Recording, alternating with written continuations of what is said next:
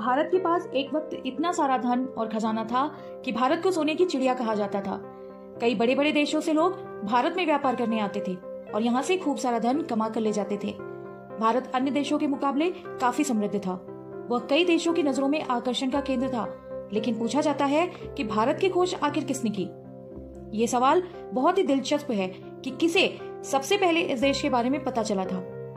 दोस्तों, भारत एक सोने की चिड़िया वाला देश है जहाँ पर अनेक खनिज संपदा भरे पड़े हैं। पश्चिमी देशों को ये ज्ञात था कि भारत नामक एक देश है जो सोने की चिड़िया है और वहाँ अनेक सोना चांदी है, लेकिन ये सब उन्हें बस कहानियों में ही सुनने को मिलता था। दरअसल उन्हें भारत के बारे में कुछ पता नहीं था। पश्चिम दिशा में दो देश थे, पुर्तगाल और स्पेन। ये देश व्यापार के मामले में सबसे आगे थे और ये व्यापार करने के लिए अलग अलग देशों में जाया करते थे। उसी के दौरान भारत की बातें होती रहती थी जिसे इन्होंने भी सुना और दिलचस्पी भी रखी।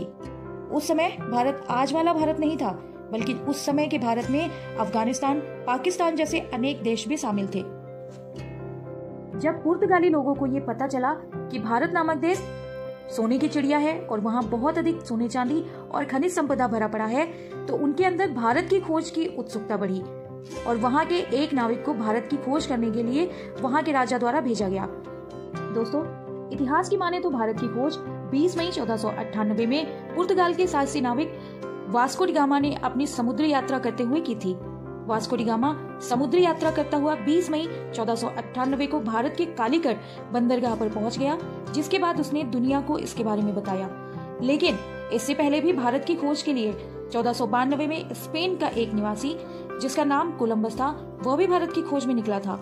लेकिन वह रास्ता भटक गया और भारत की जगह वो अमेरिका की खोज कर लेता है। लेकिन ठीक उसके 6 साल बाद ही भारत की खोज में पुर्तगाल का एक नाविक अफ्रीका महाद्वीप के तटीय इलाके से होते हुए उत्मासा अंतद्वीप से होते हुए भारत के केरल राज्य कालीकट बंदरगाह में पहुंचकर भारत की खोज कर लेता है। भारत देश के बारे में दूर दूर तक बातें हो रही थी, पर सवाल ये उठता है कि जब दूर दूर तक भारत देश सोने की चिड़िया है ये खबर फैली थी, तो भी इसकी खोज करने में इतना वक्त क्यों लगा?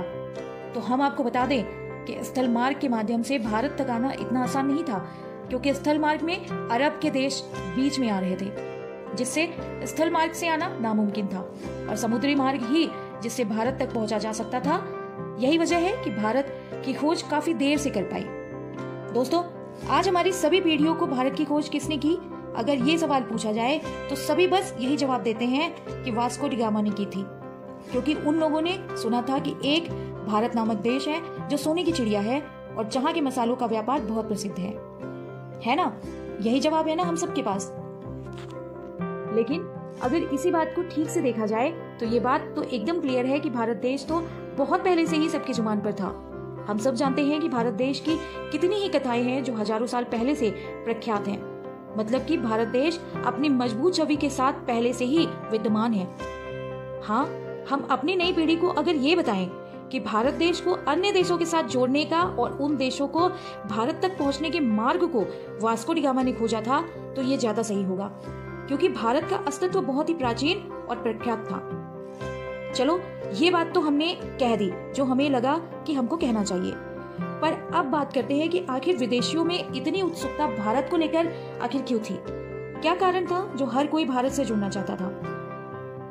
दोस्तों, भारत के मसाले, कपड़े और हीरे जवाहरात उस समय पूरी दुनिया में प्रसिद्ध थे। 1000 एडी में ही भारत की जीडीपी पूरी दुनिया की जीडीपी का 28.9% थी और 17वीं शताब्दी तक भारत 34.4 के साथ ये दुनिया में पहले स्थान पर था। भारत के सोने की चिड़िया होने की खबरें दूर दूर तक पहुंच चुकी थी, इसलिए यूरोप के बहुत से देशों के लोग भारत तक पहुंचने के समुद्री मार्ग की खोज में लगे हुए थे। वास्को डी गामा से पहले जब कोलंबस को भारत की खोज करने के लिए भेजा गया, तो वह भारत की जगह अमेरिका पहुंच गया। कोलंबस को लगा कि यही इंडिया है, इसलिए उसे जो लोग पहले मिले उसने उन्हें रेड इंडियंस का नाम दिया था। खैर, कोलंबस तो भारत को नहीं खोज सका, लेकिन वास्को डी गामा ने भारत को खोज लिया। वास्को डी गामा की खोज का मकसद भारत से व्यापार को बढ़ावा देना था। भारत की खोज करने के लिए वास्को डी गामा 1497 को 170 लोगों के समूह के साथ लिस्बन से 4 जहाज ऊपर भारत की खोज के लिए निकलता है। वह कैनरी आइसलैंड, साउटियागो होते हुए मोसल बे तक पहुंचते हैं। वास्को डी गामा ने एक स्टोन पिलर बनवाया जिसे वो अपने साथ ले गए ताकि वो जहां भी जाएं वहां निशान बनाते हुए जाएं। वास्को डी गामा कहने को तो भारत की खोज पे इसलिए निकला था क्योंकि उसे व्यापार को बढ़ावा देना था, पर पर्दे के पीछे की असली कहानी कुछ और ही थी। दरअसल वास्को डी गामा क्रिश्चियन था और वो भारत में क्रिश्चियनिटी को बढ़ावा देना चाहता था। पुर्तगालियों को लगता था कि मुस्लिम धर्म के प्रचार प्रसार को रोकने और व्यापार पर उनके आधिपत्य को खत्म करने के लिए उन्हें ज्यादा से ज्यादा लोगों को क्रिश्चियन बनाना होगा। वास्को डी गामा जब भारत का समुद्री मार्ग ढूंढने निकला तो रास्ते में उसे जो भी मिला उसे उन लोगों ने लूटा और लूटपाट करते करते मई 1498 को वास्को डी गामा भारत के कालीकट में पहुंचा। कालीकट में उस समय जामोरिन नाम का राजा हुआ करता था। जामोरिन को जब इस बात का पता चला कि कोई विदेशी यात्री पहली बार भारत आया है तो उसने वास्को डी गामा का भव्य स्वागत किया। भारत में अतिथि देवो भव की परंपरा वर्षों से चली आ रही है, इसलिए वास्को डी गामा अगले 3 महीने तक यहाँ रुका। लेकिन बाद में कालीकट के शासक के साथ कुछ मतभेदों के चलते वास्को डी गामा को कालीकट छोड़ना पड़ा। वहीं इसी दौरान वास्को डी गामा द्वारा भारत की खोज की खबर फैलने लगी, जिसके बाद भारत पर कब्जा जमाने की मंशा से यूरोप के कई राजा और व्यापारी भारत में आए और अपना अधिकार जमाने की कोशिश की। यही नहीं, पुर्तगालियों की वजह से ही ब्रिटिश लोग भी भारत आने लगे। कहते हैं जब वास्को डी गामा भारत खोज के लिए निकला था तब उसके साथ 170 लोग थे, लेकिन इस यात्रा के दौरान उनमें से 120 लोगों की मृत्यु हो गई थी। बाकी के बचे हुए लोगों के साथ ही वो अपने देश वापस गया था। भारत से जाते वक्त वास्को डी गामा अपने साथ भारत के मसाले और कुछ अन्य चीजें भी लेकर गया था। कहते हैं कि विदेशों में भारत के मसालों को इतना पसंद किया जाता था कि वास्को डी गामा ने उन मसालों को बेचकर इतना अधिक धन अर्जित किया था कि जिसमें उसका भारत खोज यात्रा के दौरान लगा खर्च भी कम पड़ गया था। यूरोप में इन मसालों की इसी दिलचस्पी के कारण ही भारत तक पहुंचने के उस समय के आसान मार्ग की खोज ही वास्को डी गामा को भारत तक ले आई थी। भारत की खोज का उसका ये सफर लगभग 10 महीनों का रहा। जब वो भारत से पुर्तगाल वापस गया तो उसका वहां भव्य स्वागत किया गया। लेकिन वास्को डी गामा जब दूसरी बार भारत आया तो उसने कालीकट के राज्य पर आक्रमण कर दिया और कत्लेआम मचाकर भारी लूटपाट की। अब यूरोप के हर व्यापारी और शासक का बस यही सपना था कि वो भारत पर कब्जा कैसे पाए। इन्हीं सब क्रम में केरल में धर्म परिवर्तन का भी काम जोरों से होने लगा। पुर्तगालियों की वजह से ही ब्रिटिश लोगों ने 1615 में इसी क्षेत्र में आधिपत्य जमा लिया था। 1698 में यहाँ फ्रांसीसी बस्तियां बसी। फ्रांस और ब्रिटेन के बीच के युद्ध काल में इस क्षेत्र की सत्ता बदली और इसके बाद वास्को डी गामा पुर्तगाल वापस लौट गए। पुर्तगाल में 20 साल रहने के बाद वो फिर से तीसरी बार भारत आए, पर इस बार 24 मई 1524 को वास्को डी गामा की मृत्यु हो गई। वास्को डी गामा ने भारत खोजो यात्रा लिस्बन से शुरू की थी, इसलिए लिस्बन में वास्को के नाम का स्मारक भी बना हुआ है।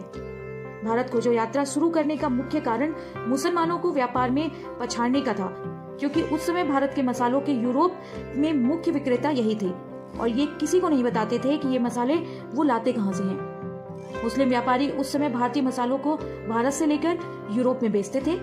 जब यूरोप के लोगों ने भारत के साथ खुद व्यापार करने की सोची, तभी भारत का मार्ग ढूंढने की प्रक्रिया शुरू हुई और वास्को डी गामा को इस अभियान के नेतृत्व के लिए चुना गया। दोस्तों, ये कहना कि भारत की खोज कब हुई थी सिर्फ एक बेतुका सा सवाल है। भारत का अपना एक बहुत ही मजबूत, प्राचीन और प्रख्यात अस्तित्व है। इस देश का इतिहास करोड़ों साल पुराना है। हम तो आपसे यही कहेंगे कि जब आपसे ये पूछा जाए कि भारत की खोज किसने की है तो आप उसे जरूर बताएं कि वास्को डी गामा ने भारत की खोज नहीं की थी, बल्कि भारत आने का रास्ता खोजा था।